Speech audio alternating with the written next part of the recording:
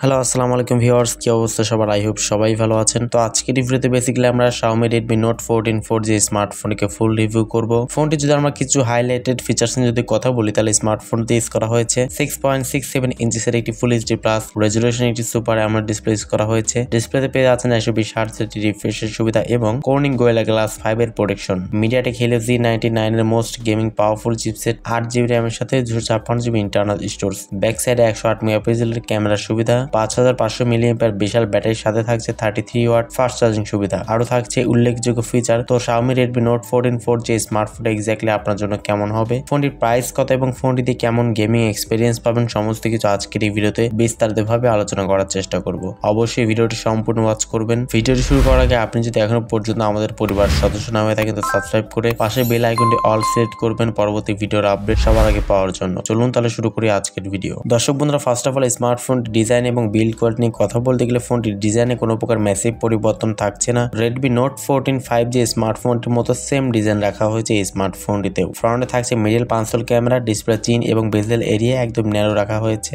Back সাইডে 3টি camera থাকছে এবং একটি ফ্ল্যাশ লাইট থাকছে। ফ্রন্টে কিন্তু Corning Gorilla Glass 5 এর প্রোটেকশন ইউজ করা হয়েছে এবং ব্যাক সাইডে কিন্তু প্লাস্টিক ইউজ করা হয়েছে, প্রিমিয়াম প্লাস্টিক। এবং এই ফোনটি কিন্তু IP54 dust and splash resistance ব্যবহার করা হয়েছে। তো টুকটাক বৃষ্টি ছিটাফোঁটা কোনো প্রকার সমস্যা হবে না বলে কোম্পানি ক্লেম করছে। ফোনটি পোর্টস এবং বাটন নিয়ে বলতে গেলে ফোনটির উপরে থাকছে 3.5mm headphone jack, dual stereo speaker, IR blaster এবং সেকেন্ডারি নয়েজ ক্যান্সেলেশন মাইক্রোফোন। ডান সাইডে থাকছে ভলিউম আপ এবং ডাউন বাটন এবং পাওয়ার বাটন। নিচে থাকছে SIM tray, microphone, type C port এবং 3D স্পিকার। তো প্রয়োজনীয় পোর্টস এবং বাটন কিন্তু সবকিছু ইনক্লুড করে দিয়েছে রেডমি স্মার্টফোনটিতে। ফোনটির ডিসপ্লে সেকশনে কথা বলতে গেলে স্মার্টফোনটি ডিসপ্লেতে ইউজ করা হয়েছে 6.67 ইঞ্চিসের একটি ফুল এইচডি প্লাস রেজুলেশনের একটি সুপার অ্যামোলেড ডিসপ্লে। ডিসপ্লেতে পেয়ে যাচ্ছেন Corning Gorilla Glass 5 এর প্রোটেকশন, অলওয়েজ অন ডিসপ্লে সুবিধা পাচ্ছেন এবং এই ফোনটিতে কিন্তু 120 হার্জ রিফ্রেশের সুবিধা ইউজ করা হয়েছে। তো সেক্ষেত্রে অবশ্যই স্মুথলি ফোনটিকে রান করতে পারবেন, যেহেতু সুপার অ্যামোলেড থাকছে। তো সেক্ষেত্রে অবশ্যই আউটডোরে ডিরেক্ট সানলাইটে ফোনটিকে ইউজ করার সময় কোনো প্রকার শার্পনেসের কিন্তু ঘাটতি আপনি ফিল করবেন না এবং কালার কন্ট্রাস্ট কিন্তু মোটামুটি ব্যালেন্স ছিল। সুপার অ্যামোলেড ডিসপ্লে আপনি বুঝতেই পারছেন কেমন কালার কন্ট্রাস্ট প্রোভাইড করতে পারবে। 1800 নিট স্পিক ব্রাইটনেস সুবিধা পাচ্ছেন। তো অবশ্যই ডিসপ্লেটা খুবই ভালো হবে এবং ফ্রন্টে কিন্তু চিন এবং বেজেল এরিয়া মোটামুটি ন্যারো রাখা হয়েছে। ফোনটির পারফরমেন্স সেকশনে কথা বলতে গেলে স্মার্টফোনতে ইউজ করা হয়েছে Android 14 এর সুবিধা, HyperOS ইউজ করা হয়েছে। MediaTek Helio Z99 এর আলট্রা সিরিজের 6nm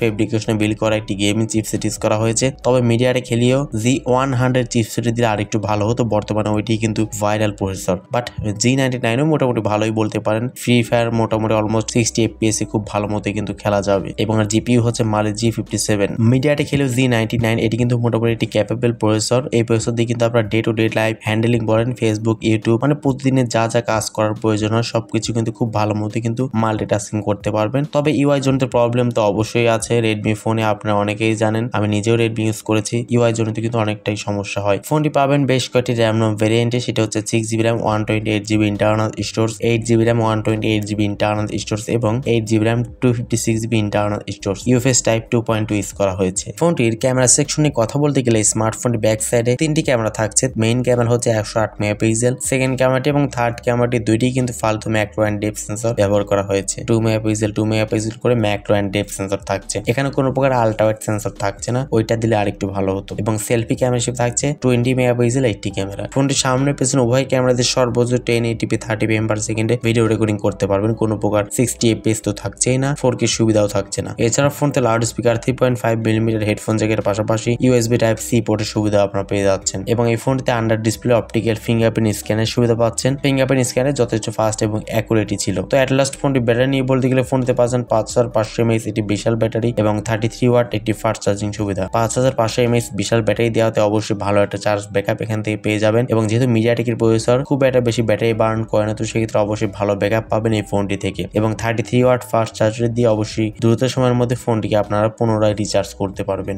Xiaomi Redmi Note 14 4G smartphone কিন্তু বাংলাদেশের বাজারে খুব শীঘ্রই লঞ্চ হবে। আগামী 4-5 দিনের মধ্যে কিন্তু বাংলাদেশে অফিসিয়ালি অথবা আনঅফিসিয়ালি কিন্তু চলে আসবে এবং এই ফোনটি বাংলাদেশে আসলে ফোনটির অফিসিয়াল প্রাইসটি 20 থেকে 25,000 টাকার আশেপাশে হবে ফোনটির প্রাইস। তবে 20,000 টাকার আশেপাশে হলে ভালো হয়, তবে আনঅফিসিয়ালি 20,000 টাকার আশেপাশে আসবে। তবে 18,000 টাকা প্রাইস সেগমেন্টে যদি আনঅফিসিয়ালি আসে তাহলে অবশ্যই এটিকে জাতীয় ফোন বলা যেতেই পারে। বাট অনেক কিছু আসলে কমতি আমার কাছে মনে হয়েছে, যেমন এখানে ব্যাক সাইডে কিন্তু কোনো প্রকার 60 fps এর সুবিধা কিন্তু আমরা পাচ্ছি না এবং MediaTek Helio Z100 প্রসেসরটি দিলে অবশ্যই আরেকটু ভালো হতো। হতো। এছাড়াও ছোটখাটো কিছু বিষয় রয়েছে যেগুলো আপডেট করা গেলে অবশ্যই ভালো হতো। এখন কত প্রাইস সেগমেন্টে এক্স্যাক্টলি লঞ্চ করা হয় সেটির উপর ডিপেন্ড করবে এই স্মার্টফোনটি আপনার জন্য নেওয়া ঠিক হবে কিনা। লঞ্চ হলে অবশ্যই আমাদের চ্যানেলে প্রপার একটি ভিডিও আপলোড করা হবে। সো সাবস্ক্রাইব করে আমাদের সাথেই থাকুন। সো আজকের মতো এ পর্যন্তই। আল্লাহ হাফেজ। আসসালামু আলাইকুম ওয়া রাহমাতুল্লাহ।